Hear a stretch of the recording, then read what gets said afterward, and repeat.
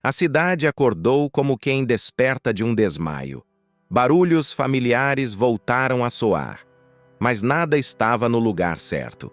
As manchetes saltavam das telas, com números, nomes e fotos que durante anos moraram atrás de placas douradas. Em cada esquina, um rumor diferente. Em cada grupo de mensagem, um áudio que jurava saber a verdade. No hospital, Sarah atravessou o corredor estreito da ala infantil, sentindo que a luz de neon tinha mudado de cor. Pediu o remédio no balcão da farmácia clínica. Ouviu passos apressados. Colheu olhares que evitavam os dela. A farmacêutica abriu o armário de metal com a chave presa em fita de tecido. Apontou prateleiras que pareciam completas. E quando chegou à etiqueta com o nome que importava, mostrou o vazio. Disse bloqueio, disse auditoria, disse protocolos. As palavras batiam e voltavam sem aderir à pele. Sarah voltou para o leito de Letícia levando água, pano e o mesmo refrão que inventou numa madrugada fria. Cantar a música da chuva em voz baixa para distrair o medo do bip. A menina sorriu sem força. Encostou o rosto no ombro da mãe e pediu que ela ficasse ali, sem sair nem por um minuto, como se o mundo inteiro tivesse o tamanho de um colchão de hospital e duas mãos entrelaçadas tentando segurar o tempo. Daniel fechou o porta-malas com um cuidado que parecia carinho. Dentro da mochila, HDs, pendrives, cópias impressas de contratos, comprovantes e assinaturas. O policial repetiu o plano sem olhar a cola. Chegar no ponto neutro, ligar a transmissão, redundante, entregar os arquivos a 3 jornalistas que não atendem telefonema de gabinete. Sem herói, sem discurso, sem improviso, disse. E Daniel assentiu com aquele ar de quem entende o tamanho do buraco e, mesmo assim, desce a escada. A ferida no braço latejava, mas ele segurou o zíper até o fim, como quem sela uma promessa. O trajeto foi planejado com trocas de rua, olhares pelo retrovisor, paradas rápidas em vagas aleatórias. Quando dobraram a avenida larga e viram o prédio cinza da antiga fábrica, Daniel expirou. E nessa expiração havia uma década inteira de coisas que ele nunca disse. O policial tocou o ombro dele uma vez, nem forte, nem fraco, do jeito que a gente toca alguém que está quase chegando no ponto de não retorno. No hospital, o relógio da parede virou inimigo. Sarah foi até a sala da coordenação. Pediu pelo médico responsável, recebeu empatias e justificativas. Uma enfermeira antiga, dessas que aprenderam a acalmar famílias com a firmeza de quem já viu de tudo, puxou Sarah para um canto e falou, baixo, que a cidade estava de cabeça para baixo, que os fornecedores tinham sido pressionados, que qualquer caminhão que entrasse agora seria visto como confissão. Tem gente importante com medo de aparecer na foto certa, disse, e a frase ficou plantada como uma lágrima que não cai. Sarah voltou para o leito com uma garrafa de água e o cabelo preso por um elástico vermelho que era da Letícia. Ouviu o médico explicar um protocolo substituto. Sentiu o chão ceder sob o peso de uma palavra que todas as mães odeiam ouvir. Aguarde. No celular, mensagens de conhecidos perguntando: precisa de alguma coisa? Ressoavam como eco, num ginásio vazio. Precisava de remédio. Precisava que alguém, em algum estar, carimbasse um papel sem olhar para o sobrenome de quem iria se irritar. A sala da fábrica cheirava a ferro e poeira. Os jornalistas tinham rostos de quem dorme pouco e carrega baterias extras no bolso de trás. O policial apontou a antena para fora, testou uplinks, falou de redundância como quem fala de superstição antes de jogo final. Daniel ficou de pé, em frente à câmera do celular preso num tripé torto, e disse o próprio nome com a voz mais limpa do que merecia. Falou de notas frias, de fundações falsas, de compras em cascata, de doações que voltavam em forma de controle, de um galpão onde brigas internas estouraram o silêncio de uma década, de pessoas que escolheram onde faltaria dor para sobrar, lucro. Entregou os HDs, abriu os e-mails, exibiu tabelas que alguém digitou achando que Excel é esconderijo. Um jornalista pediu que ele repetisse a linha do contrato que ligava hospital e obra. Daniel repetiu como se fosse a única poesia que sabia de cor. Foi quando o vidro de cima explodiu em 1000 pedaços e a bala acertou a camisa na altura do externo, com a mesma frieza com que se digita aprovado em chat corporativo. Daniel caiu de joelhos levando a mão ao peito, os olhos tentando prender o mundo no último foco. O policial arrastou o corpo dele para trás de um pallet, enquanto os jornalistas mantinham as câmeras apontadas para a verdade e para o horror, porque as duas coisas, às vezes, precisam aparecer juntas. Daniel achou a mão do policial, apertou os dedos, disse 2 frases que eram só uma. "Não deixa! Calarem!" E a sala ouviu e a internet ouviu. E quem precisava ouvir fingiu que não ouviu. No quarto de Letícia, o bip que sempre foi o metrônomo da esperança começou a falhar, como rádio em túnel. O médico chegou rápido, pediu material que não chegou, trocou equipo, pediu silêncio, pediu espaço, pediu desculpa com os olhos. Sara segurou a mão da filha e sentiu que o corpo leve tinha um peso novo, um cansaço adulto demais para caber numa criança. Repetiu a música da chuva sem saber em que parte da letra estava, no volume que não incomoda e não some. A enfermeira trouxe um ventilador portátil, ajustou um cobertor no pé, arrumou o lençol como se arruma véu antes de cerimônia, com uma precisão que nasce no respeito. O monitor se esticou em uma linha reta que não grita, uma linha que afirma. Não houve discurso, não houve palavra de consolo que caiba. Houve um beijo simples na testa, um último, fica comigo, e o silêncio mais fundo que o hospital conheceu em anos. Lá fora, sirenes. Lá dentro, o tipo de silêncio que costura o mundo de novo de uma forma que ninguém escolhe. Os arquivos começaram a viajar. Primeiro para o servidor improvisado no laptop do jornalista, depois para a nuvem que não pertence a ninguém em particular, depois para a mão de gente que não tem medo de apertar publicar enquanto alguém liga de um número com DDD importante dizendo pense bem. O policial conferiu barra de progresso, arrancou fios que precisavam ser arrancados, colocou a última cópia no bolso e sumiu como som de calçada depois da chuva. Na timeline, nomes que nunca foram pronunciados juntos apareciam lado a lado, com verbos no passado que finalmente se liam no presente. No chat, incredulidade, revolta, catarse. Quem sempre desconfiou, chorou. Quem sempre fingiu não ver, disse, não é possível. Era. Sara ficou no quarto sentindo o ar mudar de temperatura sem janela aberta. O médico falou de certidão, de encaminhamento, de eu lamento. A enfermeira entregou uma sacolinha com o elástico vermelho, um desenho de lápis de cera e um bilhete que a menina escreveu numa manhã boa. Hoje já dá para brincar de adivinhar barulhos. Sara só assentiu em algum lugar entre sentar e cair. Quando levantou, não havia raiva gritando.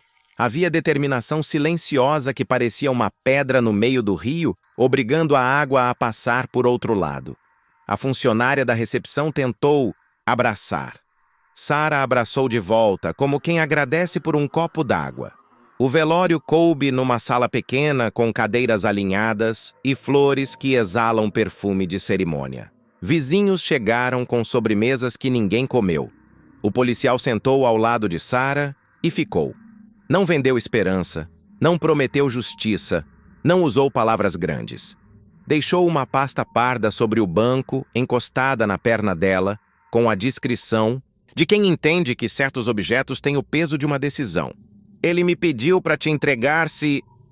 E o resto ficou no ar como aqueles pontos de suspensão que não pedem resposta. Enquanto isso, camburões dividiam a avenida com carros de luxo que, por hábito, acharam que poderiam passar no sinal vermelho. Da lei, escritórios com paredes de vidro mostravam sua fragilidade mais evidente, transparência que sempre foi só decoração. Secretários foram levados, empresários olharam para o chão. Um deputado ensaiou indignação até ouvir a própria voz em um áudio que não sabia existir. Promotores falaram em cadeia de custódia. Juízes falaram em cautelar. Repórteres narraram sem adjetivo para não atrapalhar o impacto dos substantivos. No hospital, caminhões começaram a encostar. Promessas se transmutaram em caixas. Alguém ligou para avisar a triagem. Alguém ligou para dizer que não vai faltar. Alguém ligou para perguntar se era verdade. Em casa, de madrugada, Sara abriu a pasta parda com cuidado de quem abre uma ferida para limpá-la de verdade. A carta de Daniel não tinha floreio. Pedia desculpas sem pedir perdão, descrevia passos, deixava senhas, explicava o cartão-chave do cofre e um termo que a nomeava depositária dos bens apreendidos para reconstruir a saúde local. Não parecia herança. Parecia ferramenta. Havia um pendrive com o que sobrava de coisa que ainda não estava pública e haviam recibos que não cabiam no noticiário. Sara passou a mão pelo papel como quem mede um vestido. Precisava servir em gente de verdade, não em manchete. Na sala do hospital, reuniram-se interventor, direção provisória, farmacêutica, contador municipal e duas mães que aceitaram o convite que ninguém nunca tinha feito. Sara colocou o termo sobre a mesa. Explicou o contrato zero como quem ensina receita de pão. Simples, público, diário. Compra fracionada, entrega filmada, conferência de lote, QR na porta da ala, estoque visível no celular, rotina chata, o suficiente para impedir esperteza. Nenhum PDF pintado, planilha viva, nome de quem recebeu, nome de quem conferiu, data, hora, lote, validade, auditoria social com cadeira e café para quem quisesse ver. Não cabia esperteza em coisa chata, feita todo dia. Ninguém achou bonito, todos acharam necessário. No corredor do fórum, Álvaro cruzou com Sara como quem atravessa a rua na contramão. Abriu a boca para dizer que sentia muito. Sara respondeu sem girar o rosto. Se sentisse, não faltava remédio. Não houve grito, houve gravidade. Ele parou e, por um segundo, percebeu que nomes próprios não sustentam linhas retas quando se tira o carpete. Na agência, o gerente reconheceu o cartão-chave e pediu 2 assinaturas. A porta abriu o cofre com o barulho mais íntimo do dia. Dentro, documentos, ledger com CID escrita à mão, contratos que a noite sempre guardou. Sara pôs por cima um caderno escolar da Letícia, com listas tortas de remédios e desenhos de frascos sorridentes. Fechou a caixa e prendeu um bilhete na tampa. Que isso vire vida ou não é nada. O gerente não perguntou. Ninguém perguntou. 3. Dias depois, a cidade viu o primeiro caminhão encostar e a primeira câmera de celular transmitir uma entrega de remédios como se fosse final de campeonato. Farmacêutica conferindo códigos em voz alta. Servidor público lendo números, contador riscando contas, mães filmando, pais perguntando se aquele lote cobre o mês, enfermeira sorrindo miúdo e anotando reserva para quem mais precisa. A rotina, que sempre foi invisível, virou espetáculo. E quando acabou, uma folha sulfite com um QR colado na porta da ala infantil dizia: estoque ao vivo. A primeira mãe escaneou. Funcionou. Nada mirabolante, nada caro, nada secreto. O mirabolante estava na impossibilidade de alguém apagar sem ser visto apagando. Um envelope sem remetente apareceu debaixo da porta de Sara. Dentro, uma foto impressa.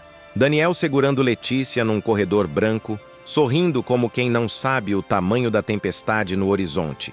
No verso, 2 linhas. Ele errou. Ele tentou. Sara prendeu a foto na geladeira com um ímã que era lembrança de feira de artesanato. Respirou fundo e entendeu que não precisava absolver nem condenar para seguir. Precisava trabalhar.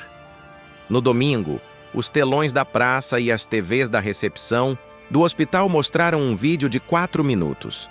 Linha do tempo simples, setas, números, vozes claras.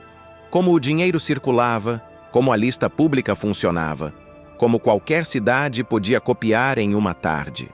Ao final, um QR que levava para um site com instruções, modelos, planilhas abertas e código de página pronto. No rodapé, sem logotipo, uma frase: nunca mais por falta de remédio. A assinatura era uma inicial tímida: S.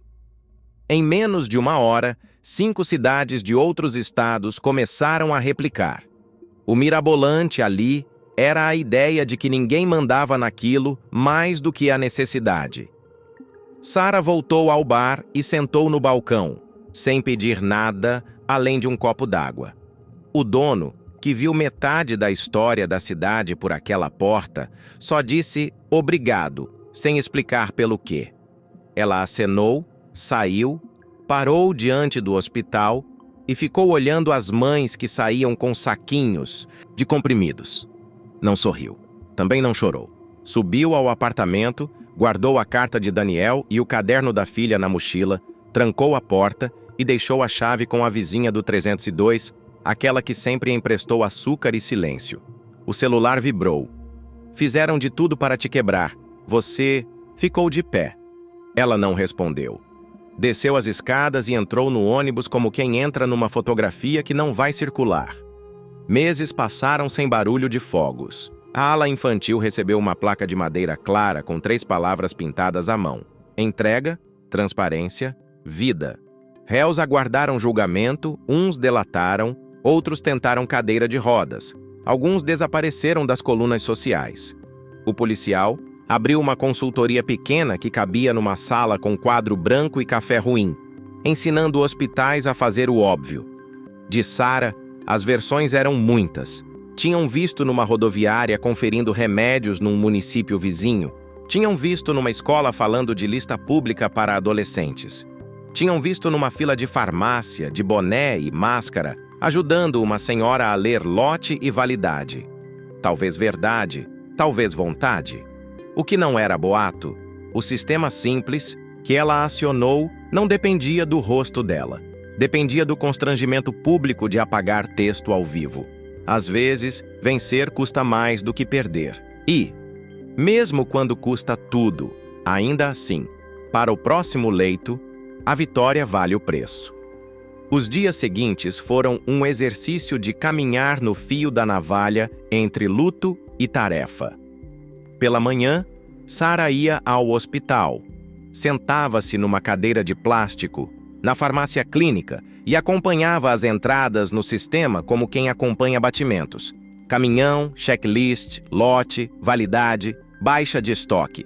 À tarde respondia mensagens de secretarias de saúde de cidades vizinhas pedindo o passo a passo do que ela batizou de contrato zero.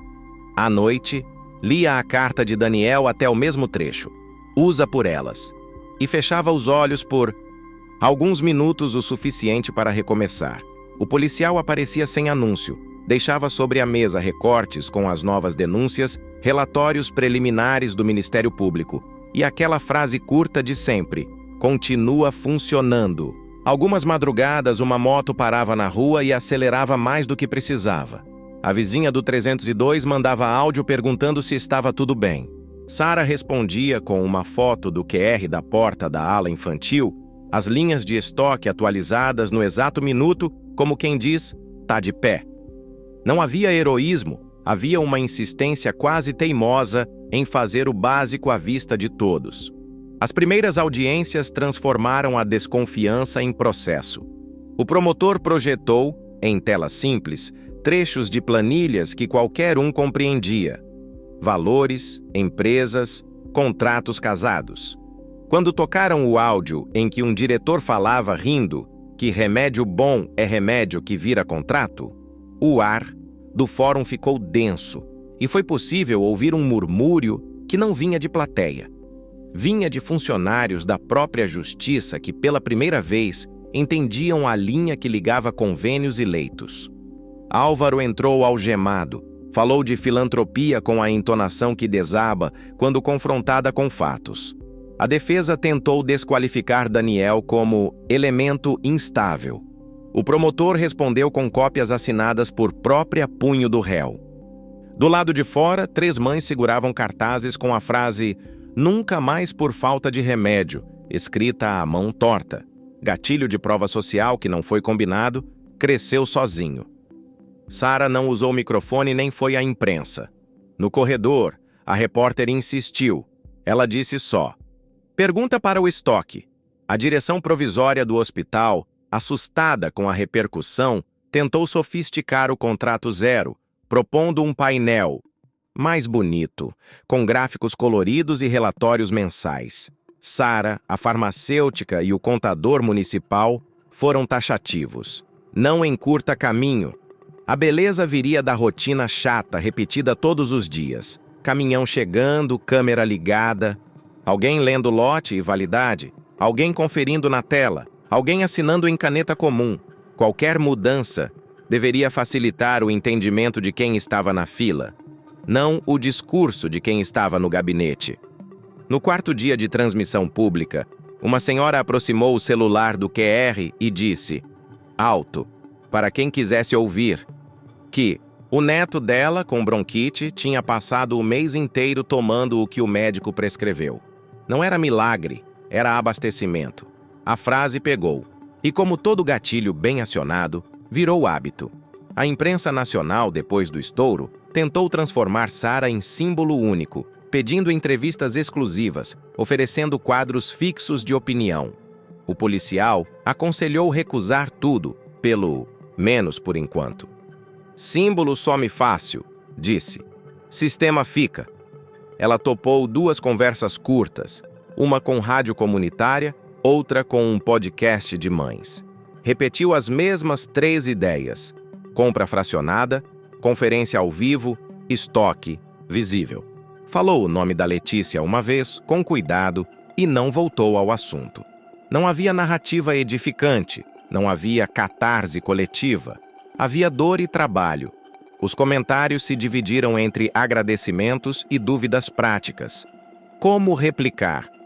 Quem paga se precisa de lei? Ela respondeu a todas com links do site e uma planilha em branco, convidando a copiar. Nem tudo foi construção. 2 noites, alguém cortou o cabo de internet do hospital. Na manhã seguinte, o vídeo caiu. Em 10 minutos, a fila de comentários virou alarme. Cadê a transmissão? Foi boicote? Voltou o escuro? A farmacêutica, já preparada, subiu um 4G reserva e continuou a transmissão do próprio celular, tremida, com áudio ruim, mas suficiente. Mostrou a caixa, o lote, a validade, assinou, colou o QR novo. A gambiarra virou munição de confiança. No fim do dia, um técnico voluntário do bairro instalou uma redundância decente. Sabotagem anotada, rotina preservada. A cada tentativa de sombra, uma lâmpada improvisada. Gatilho de antecipação. A comunidade aprendeu que o padrão era a luz. O velório de Daniel foi discreto, porque assim ele tinha pedido na carta a um amigo que ninguém conhecia. O policial ficou do lado de fora sem entrar, com a mão esquerda enfaixada e a direita no bolso do casaco, como quem quer esconder que treme. 3 jornalistas deixaram flores e foram embora sem reportagem. Um gesto raro em tempos de manchete permanente. Não se falou em redenção, nem na tentativa fácil de reescrever o passado dele como perfeito. 2 depoimentos curtos bastaram. Um de um porteiro que disse que uma vez Daniel pagou o conserto do elevador sem ninguém saber. Outro de uma enfermeira que recordou que ele levou brinquedos para a ala infantil nos dias bons e flores para a recepção quando precisava de desculpas. Contradições cabiam. O que importava é que, no fim, ele empurrou portas com o corpo. O caixão desceu sem discursos. O policial abriu um bilhete que achou no bolso do terno. Não me transforma em santo. Entrega o resto. A guerra interna entre os criminosos não terminou com as prisões. Alguns tentaram queimar provas, queimando reputações, vazando documentos para insinuar que a culpa era de gestões anteriores abstratas ou de técnicos mal intencionados. A resposta foi sempre a mesma: planilha aberta, lote conferido, assinatura, data, hora, QR funcionando. Um ex-secretário postou um vídeo dizendo que estavam politizando a dor. A cidade respondeu com uma live silenciosa da chegada do caminhão de antibióticos, dezenas de olhos assistindo ninguém falar nada além de números. O vídeo ficou entre os mais vistos da semana local. O algoritmo aprendeu que a novidade era ver o óbvio. Grupos de mães se organizaram sem que ninguém tivesse sugerido. Uma delas, caixa de supermercado, criou um grupo chamado Fila com Lotação, onde diariamente 3 voluntárias rodavam as farmácias públicas e postavam fotos dos lotes disponíveis com horário e QR, prova de abundância ou alerta de baixa. Uma professora de matemática ajudou a transformar os dados em um mapa simples com semáforo de cores. Quando o estoque de um item-chave ficava amarelo, chovia mensagem no perfil da secretaria pedindo reposição. Não era patrulha, era participação. Os servidores, no começo ressabiados, perceberam que aquele incômodo novo evitava o incômodo antigo das reclamações sem número. Gatilho de reciprocidade. A audiência que cobra também ajuda. As primeiras condenações provisórias vieram com medidas cautelares que congelavam bens e encaminhavam recursos à saúde. No papel, Sara aparecia como depositária responsável por parte do montante a ser aplicado no abastecimento. Alguns colunistas tentaram insinuações baratas falando de poder demais para uma pessoa. A resposta veio sem holofotes. Relatórios semanais publicados em linguagem simples, com nota de empenho, fornecedor, quantidade e comprovante de entrega ao lado da live correspondente. O contador municipal assinava junto, a farmacêutica validava. A conferência, 2 mães eram coassinantes voluntárias por rodízio. Ninguém sozinho, todo mundo visível. Uma noite, a vizinha do 302 bateu na porta com uma sobremesa de geladeira e um envelope com recortes. Conquistas, ataques, editoriais. Tentando colar rótulos, Sara guardou a sobremesa e abriu o envelope no balcão da cozinha. Parou na foto da geladeira com o ímã segurando a imagem de Daniel com Letícia. Ficou ali tempo suficiente para o açúcar da sobremesa suar no pote. Depois tirou o ímã, colocou a foto dentro da mochila e devolveu o ímã ao lugar, preso a uma lista nova. Seringa 20 ml, soro 0,9%, dipirona pediátrica, gaze. Às vezes o futuro cabe numa lista de itens básicos. Cidades vizinhas começaram a replicar sem pedir autorização. Uma em particular, mais pobre, com histórico de atraso crônico, telefonou pedindo ajuda só para a primeira vez. Sara foi, de boné e máscara, com o policial dirigindo sem dizer que era ele. Chegaram na farmácia pública, ligaram 3 celulares, chamaram 2 mães da fila para ler os lotes, uma estudante para segurar, o microfone, um servidor para assinar a entrega. Funcionou. No fim, um vereador tentou discursar. Ninguém ficou para ouvir. A estudante postou um tutorial de 3 minutos que viralizou na cidade. A prefeitura compartilhou como se fosse dela. Sara sorriu por dentro. Não importava de quem era o crédito, desde que o frasco certo estivesse no leito certo, no dia certo. Uma tentativa de golpe veio por onde ninguém esperava. Propostas de empresas oferecendo plataformas completas de transparência. Caras cheias de gráficos e inteligência artificial pedindo contrato emergencial. O interventor quase assinou uma. A farmacêutica e o contador seguraram sua mão. Sara sugeriu um teste. Se a plataforma precisa de contrato para mostrar o que já estamos mostrando com o celular, não serve. Ficou combinado que qualquer tecnologia só seria adotada se tornasse a rotina mais compreensível para quem está na fila. Gatilho de simplicidade como barreira contra o brilho falso. O vendedor insistiu, enviou apresentações, trouxe cupcakes. Saiu com uma lista de compras de soro e esparadrapo sugerida pelas mães. No fórum, uma audiência de custódia de um figurão trouxe a velha encenação. Cadeira de rodas novinha, cobertor nos joelhos, fala mansa. O juiz perguntou se ele tinha entendido as acusações. Ele respondeu com voz trêmula que sempre ajudou o hospital. O promotor exibiu um comprovante de transferência em data que coincidia com o atraso de um caminhão de remédios. Provas frias aquecem a sala de audiência. Na saída, a repórter tentou de novo arrancar frase de Sarah.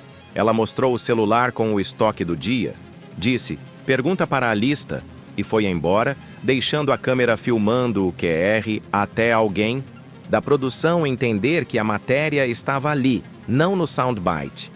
Os voluntários criaram uma escala de luz. Todo dia, às 18 horas, alguém na cidade, nunca a mesma pessoa, subia um vídeo curtíssimo. O QR, a tela do estoque, a assinatura, do dia e um boa noite. Virou hábito de jantar. Crianças apontavam o celular para a TV e conferiam se o verde estava verde. Quando ficou amarelo uma vez, a praça inteira lotou sem convocação e o caminhão chegou meia hora depois, escoltado por motos de entregadores que resolveram desviar o trânsito. A rotina pública criou um gatilho de emergência que não dependia de sirene, dependia de olhos. Em casa, Sarah voltou a dar aula particular para 2 adolescentes da rua, como fazia antes de tudo. Matemática básica. Mostrou a elas como ler um contrato público e como transformar números em perguntas. Uma delas disse que queria ser enfermeira. A outra, contadora. Nenhuma falou em política. Sarah desenhou um retângulo no caderno e escreveu: dentro, o que a gente controla. Depois escreveu do lado de fora: o que a gente ilumina. As duas entenderam sem alegoria. Nem tudo dá para segurar. Muita coisa dá para mostrar. Uma madrugada, o policial a chamou para ir até o rio, onde havia a ponte que um dia foi cena de perseguição e fogo. Levaram 2 velas e um pedaço de papel. Escreveram 2 nomes. Deixaram as velas no concreto, sem discurso. O policial disse, baixo, que preferia não lembrar de certas coisas, mas que às vezes lembrar impede que vire hábito. Sarah não chorou. A dor dela não precisava mais de água. Precisava de continuidade. Ficaram calados ouvindo água bater em pedra. A cidade dormia, mas a luz em cima da farmácia seguia acesa, teimosa. Quando o primeiro grande julgamento começou, com transmissão oficial, a cidade parou. No bar, TVs ligadas. No hospital, som baixo para não atrapalhar. Nas casas, gente explicando. Para gente. O promotor levou ao telão o vídeo da primeira entrega do contrato zero, só para lembrar juiz e defesa do objeto material daquele processo. Não PowerPoints, frascos. A defesa tentou relativizar com complexidade de gestão. O promotor respondeu com 2 palavras. Criança morta. Silêncio. Ninguém aplaudiu. Não era teatro. Era contabilidade humana. 1 mês depois, com a rotina estabilizada e o modelo replicado em 7 cidades, Sarah começou a sumir dos lugares. Não por medo, não por cansaço, por método. Aparecia 3 vezes por semana para conferir alguma coisa, abraçar alguém, fechar uma ponta. No resto, deixava o sistema andar com as pessoas certas. Não sou indispensável, dizia, e repetia até acreditar. Um dia, a repórter da rádio comunitária a encontrou na fila do pão. Perguntou se ela ficaria na cidade. Por enquanto. E mudou de assunto, perguntando se o pão de milho ainda era bom. Uma denúncia nova tentou colar a culpa da falta de remédio que matou Letícia em burocracia, não em crime. Um colunista escreveu que nem todo atraso é má fé. Verdade. Mas aquele era. O policial, sem holofote, ajudou o promotor a montar a linha do tempo da nota fiscal segurada por ordem de gabinete. O juiz leu a sequência de e-mails, ouviu um áudio de "segura esse caminhão" e não precisou de metáforas. Saiu a sentença, sem festa. Sarah leu sozinha, sentada no banco de cimento em frente ao hospital, e guardou o celular. Não sorriu, não chorou. Apenas levantou na hora de mais uma entrega e ficou ao lado da farmacêutica, repetindo com ela os números como quem reza. Um grupo de jovens de uma escola técnica foi ao hospital perguntar como podia ajudar. Sara os colocou para cuidar de manutenção de QR e de acessibilidade do site. Fonte maior, contraste melhor, versão offline para bairro sem sinal. Eles deram um tapa de design e recusaram pagamento. Pediram só horas complementares. A professora registrou. No fim de semana, colaram cartazes em postes com um passo a passo para acompanhar o estoque por SMS, para quem não tem internet. Transparência que alcança é a que cabe no bolso simples. Numa tarde de sexta, um homem, de terno caro, esperou Sara na saída do hospital e ofereceu proteção.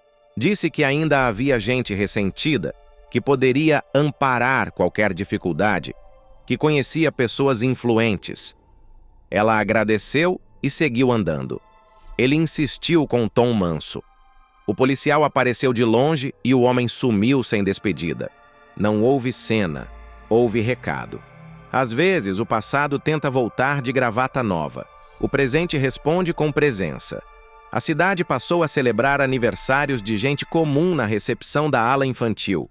Um bolo simples, parabéns baixinho e uma placa de papelão com o QR do dia. Não era espetáculo, era lembrança de finalidade. Uma madrugada, alguém grafitou no muro do hospital. Milagre é remédio no dia. O zelador não apagou. Pintou um retângulo branco em volta para sinalizar que aquilo tinha sido promovido a mural. Quando chegou a data que marcaria 1 ano desde o primeiro carregamento público, o hospital fez uma live de 10 minutos. Mostrou 3 fotografias. Uma prateleira vazia de antes, uma tabela de agora e um quadro de mães voluntárias com revezamento de nomes. Sara não falou. A farmacêutica disse 2 frases práticas. O contador agradeceu os fiscais anônimos. O interventor, já menos tenso, disse que seguiria igual quando fosse embora. No chat, alguém escreveu: "Isso devia ser normal." Era. O espanto era lembrança do que não era. Algumas noites, ainda havia motos que aceleravam mais do que deviam, carros que paravam tempo demais. A polícia local, mais profissional depois da limpeza, aumentou ronda sem alarde. O policial aposentado, agora consultor, mantinha o hábito de aparecer sem avisar. 2 voltas no quarteirão, uma passada de olho na recepção, um cumprimento de cabeça. Sara, mesmo quando não o via, sabia quando ele tinha ido. Deixava sobre o balcão um café ruim e alguém bebia. No fim de tudo, quando o último réu grande foi condenado em primeira instância e a cidade já conseguia passar 1 semana sem lembrar dos nomes, Sara arrumou a mochila. Colocou a carta de Daniel e o caderno de Letícia num lugar onde a mão alcança fácil. Pegou um ônibus de manhã cedo, sem destino dito em voz alta. A vizinha do 302 recebeu uma mensagem curta: "Se precisarem, eu volto. Se não, aprendam mais do que eu." No banco do ônibus, encostou a cabeça no vidro e viu a cidade diminuir pela janela. Não havia música. Havia o som do motor e a paz da rotina funcionando sem sobrenome. Na cidade para onde foi, ninguém sabia quem ela era. No 3º dia, ela estava na farmácia pública com 3 celulares, um servidor tímido, 2 mães dispostas e um estudante querendo aprender. Ligou a câmera, leu os lotes, assinou, colou o QR. Funcionou como sempre. No fim, ninguém a entrevistou. Uma menina pediu para tirar foto com a placa "Nunca mais por falta de remédio." Ela segurou. A foto ficou bonita porque tinha frascos e sorrisos, não porque tinha fama. Anos depois, quando alguém fizer um documentário, vão tentar achar começo, meio e fim. Não tem. Tem fluxo, tem pequenas decisões, tem gente que um dia falou não para o brilho e sim para a prateleira certa. Vão querer uma frase grande para encerrar. Talvez caiba uma pequena, herdada do primeiro QR pendurado com fita crepe na porta da ala infantil. Entrega, transparência, vida. O resto é detalhe que só importa se virar hábito. E virou. O impacto na política local não demorou. As eleições seguintes viram candidatos tradicionais tentarem usar o contrato zero como bandeira. estampando em panfletos a frase "nunca", mas por falta de remédio, sem entender que a cidade já tinha aprendido a desconfiar de slogans. Nos debates, as perguntas vinham da plateia. Vai manter o QR funcionando? A conferência será pública? O estoque será diário? Prometer virou pouco. O povo queria data, hora, link. Candidatos que gaguejavam ali perdiam voto ao vivo. O conceito de campanha mudou sem pedir licença. A plateia aprendeu a perguntar pelo número do lote antes de perguntar pelo partido. A imprensa nacional fez um especial de 1 hora chamado Luz nos Corredores, tentando dar rosto à história. Procuraram Sara durante semanas. Ela recusou com gentileza. O programa mostrou trechos de transmissões, entrevistas com mães, professores, voluntários. Um trecho curto exibiu Daniel em arquivo, sorrindo numa foto antiga antes de tudo desmoronar. O narrador falou em legado, palavra grande demais para caber no jeito como as pessoas agora apenas conferiam QR no celular antes de pegar o remédio do filho. O especial ganhou prêmio. No discurso, a repórter repetiu o que Sara disse à rádio comunitária. Sistema, não símbolo. Aplauso sincero, mas contido. O assunto era sério demais para palmas longas. As cidades vizinhas começaram a disputar quem entregava relatório mais rápido. Um prefeito mandou pintar na parede da farmácia: abastecimento é rotina, não é milagre. Outro criou um mural comunitário para as mães escreverem comentários sobre o serviço, com canetas coloridas e espaço para desenhos das crianças. A frase mais lida: remédio na hora salva mais do que discurso depois. A competição era silenciosa, mas produtiva.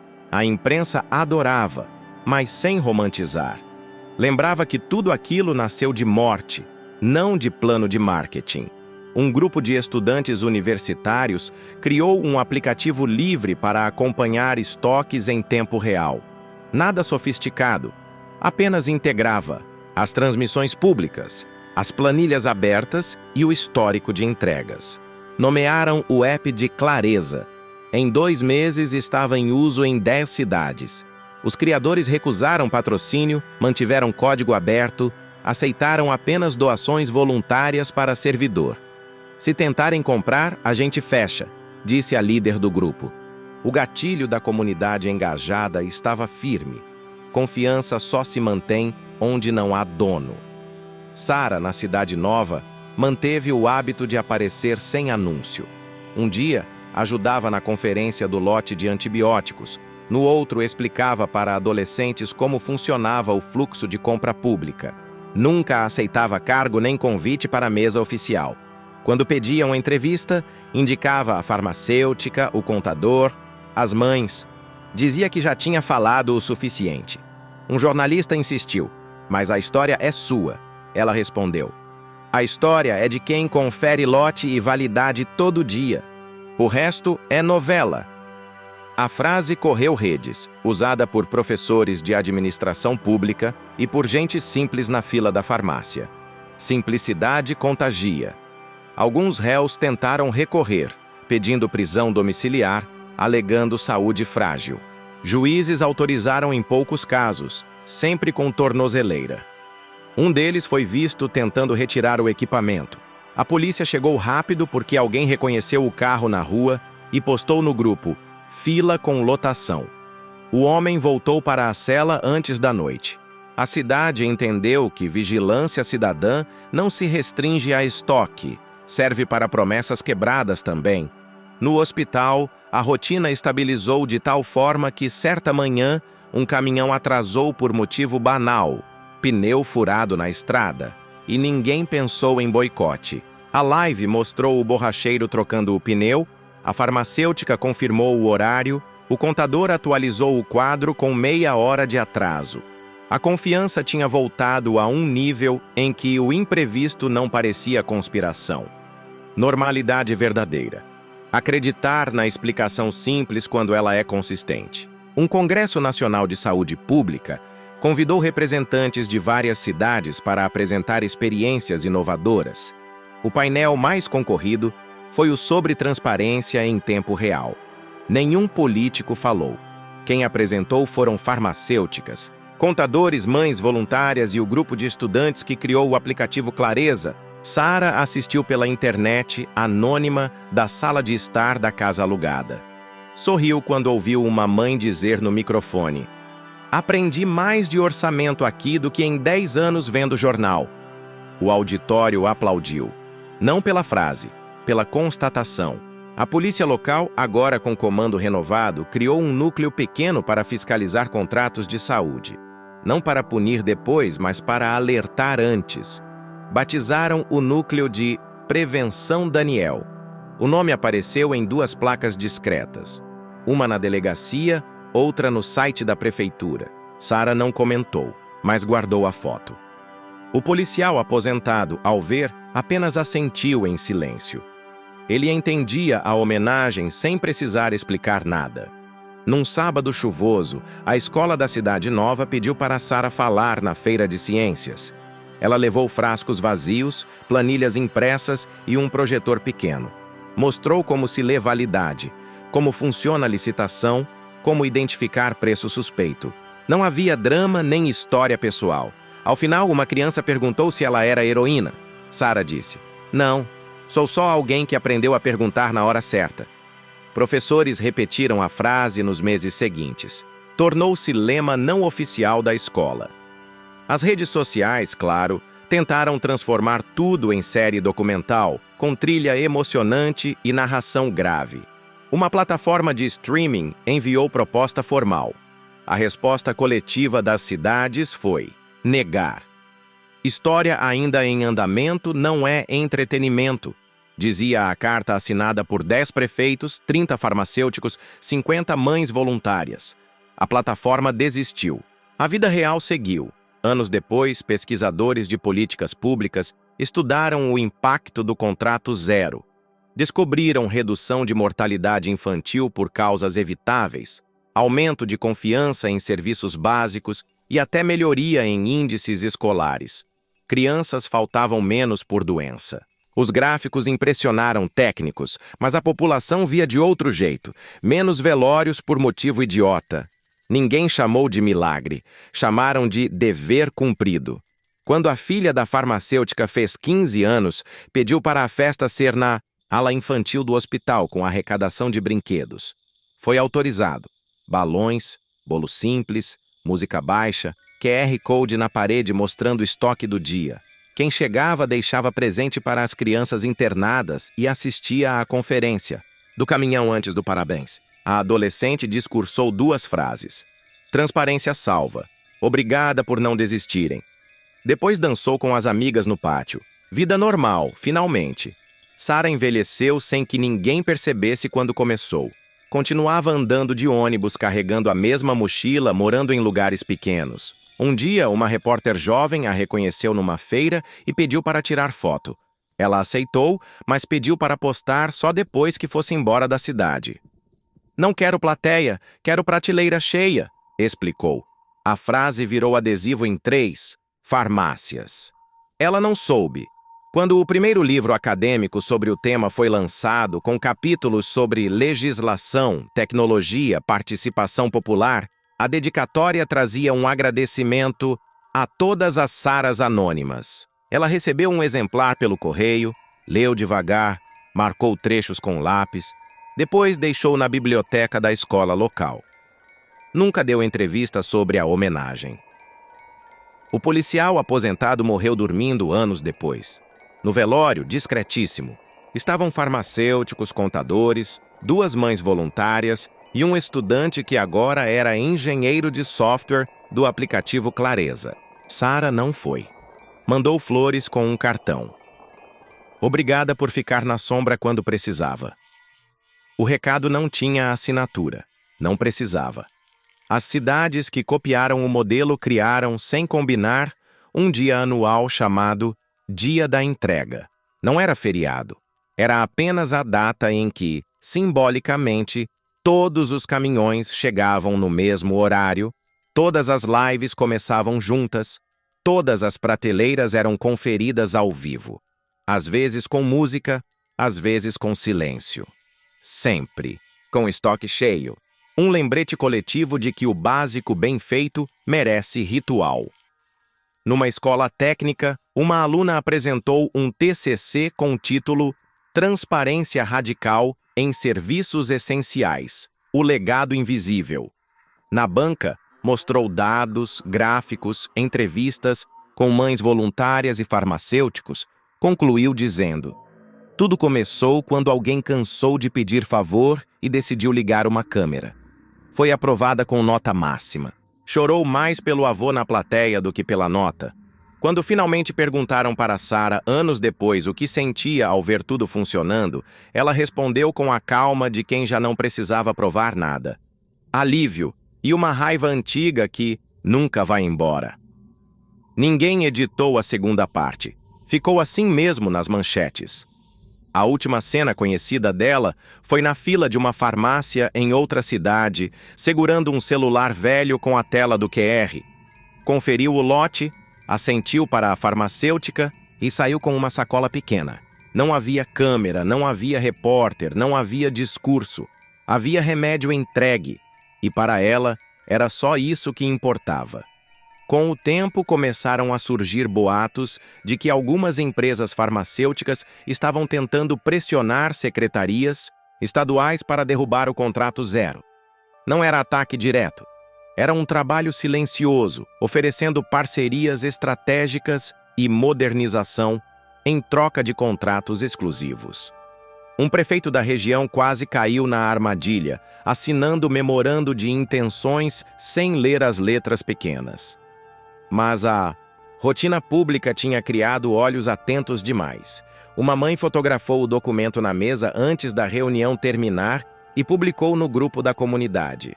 No mesmo dia, o prefeito voltou atrás, citando falha de comunicação. A cidade entendeu o recado.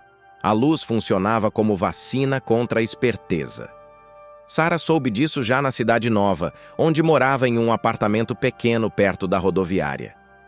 Não ligou para os detalhes políticos, mas fez uma postagem curta. Parceria? Boa começa com QR funcionando, não com porta fechada. A frase viralizou sem que ela pretendesse. 3 cidades escreveram a mesma sentença em murais perto das farmácias públicas. Um vereador sugeriu lei para proteger o modelo contra retrocessos. A procuradoria estudou como tornar norma o que nasceu de improviso. De repente, o básico começou a ganhar blindagem jurídica. Um repórter veterano quis escrever livros sobre o caso, com entrevistas, documentos e capítulos sobre cada fase. O esquema criminoso, as mortes, a implosão interna, a reconstrução. Encontrou resistência de algumas famílias que ainda tinham medo de retaliação. Sarah respondeu ao convite com 2 condições: nada de romancear dor e nada de heróis individuais. O repórter topou. Meses depois, lançou Nunca Mais por Falta, 400 páginas de fatos, datas, provas e depoimentos. Virou referência acadêmica. Não ganhou adaptação para cinema. Ganhou uso em sala de aula. As novas gerações cresceram vendo o QR na porta. Da farmácia como parte da paisagem, igual relógio de rua ou semáforo. Crianças perguntavam aos pais se o verde estava verde, como quem pergunta se o sinal está aberto. Um professor de geografia ensinou estatística usando os dados de estoque como exemplo real. Uma aluna fez gráfico de pizza mostrando quantos antibióticos, quantos analgésicos, quantos frascos de soro. Tirou nota máxima. Mais importante, entendeu para que serve um número fora do quadro negro. Os últimos réus foram condenados em segunda instância. Alguns tentaram desaparecer, outros negociaram delação premiada. Um empresário enviou carta pedindo desculpas à cidade. Ninguém respondeu. Um político tentou justificar dizendo que erros aconteceram. A imprensa publicou, mas ao lado de vídeos de entregas públicas, sem comentar. O contraste falava sozinho. Discurso de um lado, rotina funcionando do outro. A opinião pública cansou de ouvir explicações quando podia assistir conferências ao vivo. Sara recebeu convite para trabalhar oficialmente na Secretaria de Saúde de uma capital. Recusou. Disse que podia treinar equipes, mas não queria cargo. Sistema não pode depender de humor de gestor, explicou. Sugeriu que contratassem mães voluntárias como fiscalizadoras pagas para dar estabilidade ao modelo. Foi aprovado por unanimidade. 2 semanas depois, as primeiras contratadas começaram treinamento. Aprenderam a ler nota fiscal, validade, número de lote, tudo transmitido ao vivo. Profissionalizaram a vigilância cidadã sem matar a espontaneidade. Um documentarista independente, sem patrocínio nem roteiro pronto, gravou cenas da rotina. Caminhões chegando, farmacêuticas conferindo, mães assinando, crianças brincando na sala de espera. Sem trilha sonora, sem narração. Chamou o filme de Frascos. Passou em um festival pequeno, saiu sem prêmio. Mas, meses depois, escolas exibiram em semanas de ciência e cidadania. Professores disseram que os alunos entendiam mais vendo 10 minutos de conferência de lote do que lendo capítulo teórico sobre corrupção. Uma madrugada, um caminhão ficou preso na lama numa estrada rural, levando vacinas para 2 cidades. Motorista ligou para a secretaria. A comunidade viu na live que o horário estava atrasado. Sem pedir, agricultores da região foram com tratores ajudar a puxar o caminhão. Transmitiram tudo com lanternas iluminando o barro. Quando o veículo chegou ao posto de saúde, a farmacêutica leu os lotes com lama na roupa e vacina intacta. O vídeo teve milhões de visualizações. Símbolo sem discurso, participação coletiva sem ordem de cima. O aplicativo Clareza ganhou atualização, feita por voluntários de tecnologia. Agora mostrava também histórico de entregas e alertas automáticos quando algum item ficava abaixo do nível seguro. Tudo aberto, sem publicidade, sem venda de dados. Cidades maiores quiseram contratar empresas para fazer igual com gráficos mais bonitos. As comunidades recusaram. Se complicar demais, perde a graça, disse uma mãe em reunião. O modelo seguiu simples porque simples funcionava. Anos depois, uma pesquisadora perguntou a Sara se ela sentia orgulho de tudo. Ela pensou antes de responder. Disse que orgulho não era a palavra certa, que a filha não voltou, que Daniel não voltou, que nada apagava o preço. Mas pelo menos agora o básico deixou de ser favor, completou. A pesquisadora incluiu a frase na conclusão da tese. Virou citação repetida em artigos acadêmicos, palestras, redes sociais. Sara não comentou. Continuou indo à farmácia uma vez por semana, conferindo o QR, assinando a prancheta quando alguém faltava. Rotina era o que restava, e era o suficiente. Sara começou a notar que as noites estavam diferentes. Primeiro era só um sussurro, como se alguém passasse correndo no corredor do prédio e chamasse o nome dela. Depois, eram passos no apartamento acima. Só que não havia apartamento. Acima, só o telhado. Ela fechava os olhos e pensava que era cansaço.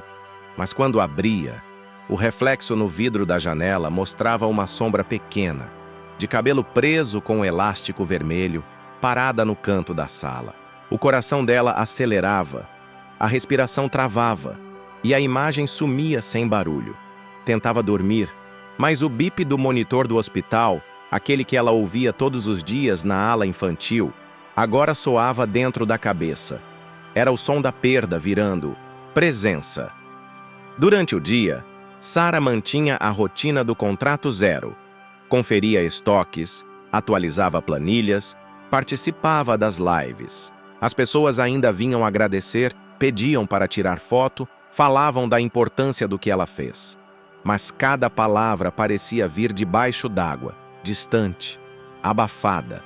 À noite, as alucinações voltavam. O corredor do hospital aparecia na sala de estar. A cama de Letícia surgia no canto da cozinha.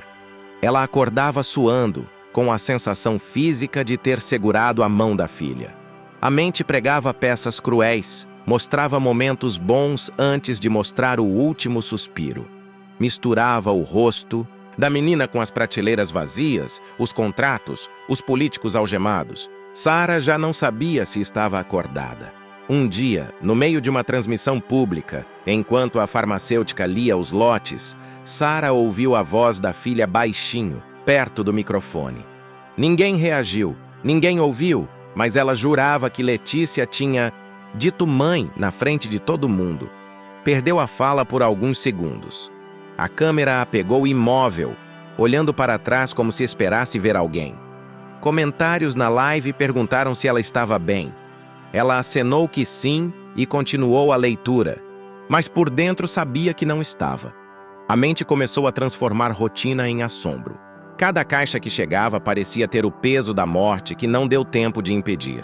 Os médicos diziam que era estresse pós-traumático, mas não viam o que ela via.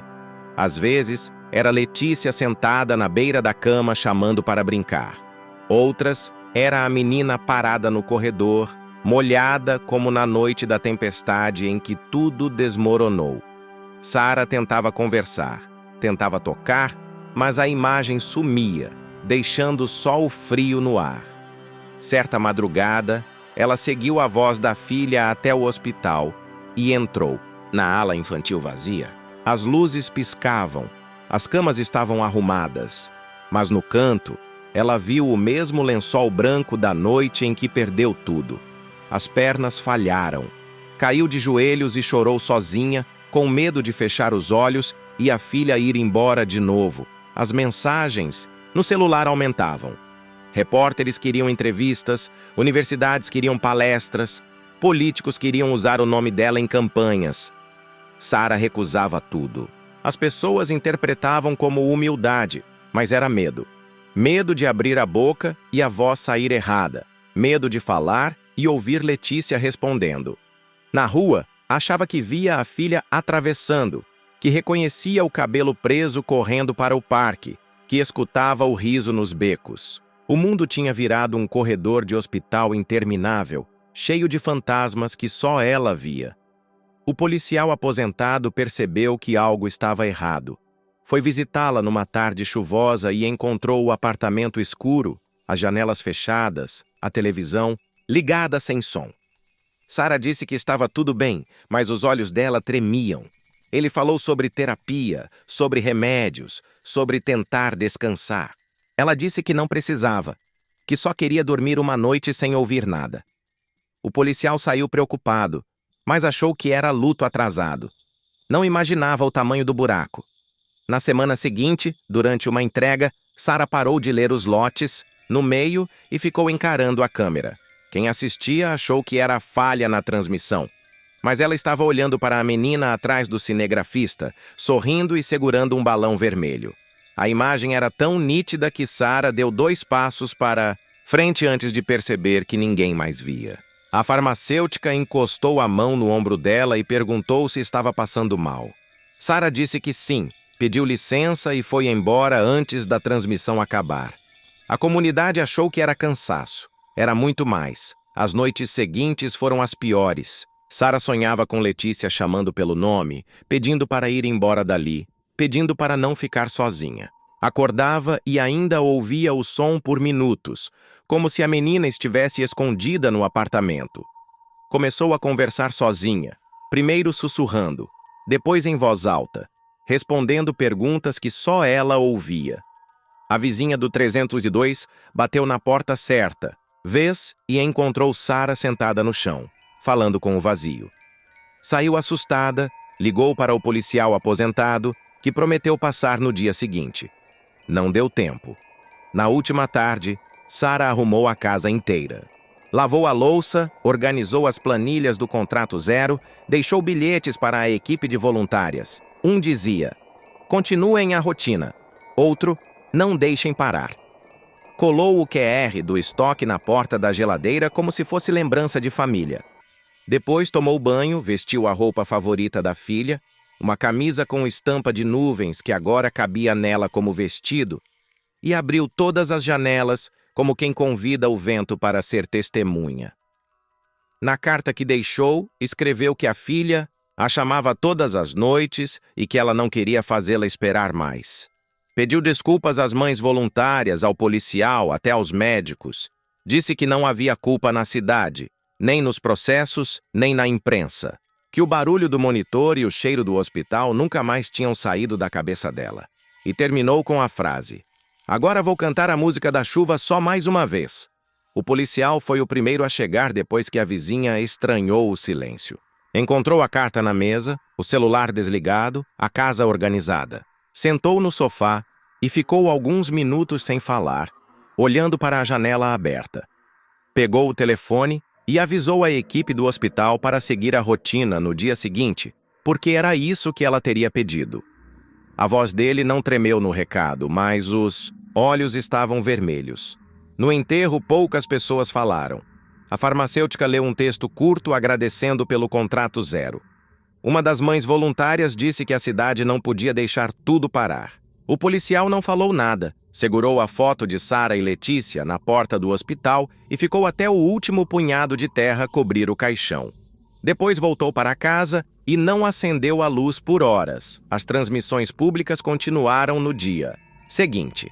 Lotes foram conferidos, estoques atualizados, QR Codes impressos, nenhuma homenagem oficial, nenhum discurso longo, só a rotina funcionando como ela queria. Mas quem assistia jurava ouvir no fundo da transmissão uma voz baixa cantando a música da chuva. Com o tempo surgiram lendas na cidade. Gente dizia ver uma mulher de cabelos presos conferindo caixas na farmácia quando não havia ninguém lá. Outros falavam que nas madrugadas a câmera do contrato zero captava sombras passando pelos corredores. Ninguém tinha certeza, mas ninguém desligava a transmissão à noite. O aplicativo Clareza ganhou atualização com nome novo para a seção principal, Ala Letícia. Mostrava estoques, entregas, horários e voluntários do dia. Ninguém falou em Sara na interface, mas todo mundo sabia que a rotina tinha a mão dela em cada linha. Anos depois, professores contavam a história nas escolas sem detalhes sobre o fim dela. Falavam da coragem, das provas, da criação do contrato zero. As crianças ouviam, apontavam o QR na porta da farmácia e viam os estoques ao vivo. Para elas, a parte importante era essa, que o remédio chegava, que ninguém mais morria esperando. A cidade nunca colocou estátua nem nomeou avenida. A homenagem era outra. Cada caixa conferida, cada transmissão aberta, cada mãe que lia lote em voz alta sem cerimônia. Esse era o monumento invisível. E talvez fosse o único que ela teria aceitado. No prédio onde ela morava, a vizinha do 302 cuidou das plantas que Sara deixou na janela. Disse que, às vezes, quando chovia, tinha a impressão de ouvir alguém cantando baixinho no corredor.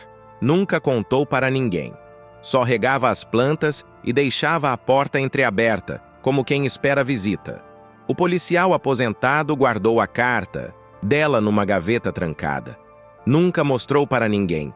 Um dia, sentado sozinho na sala, leu de novo a última frase. "Agora vou cantar a música da chuva só mais uma vez." E jurou que naquela noite ouviu uma criança rindo no corredor antes do silêncio voltar para sempre.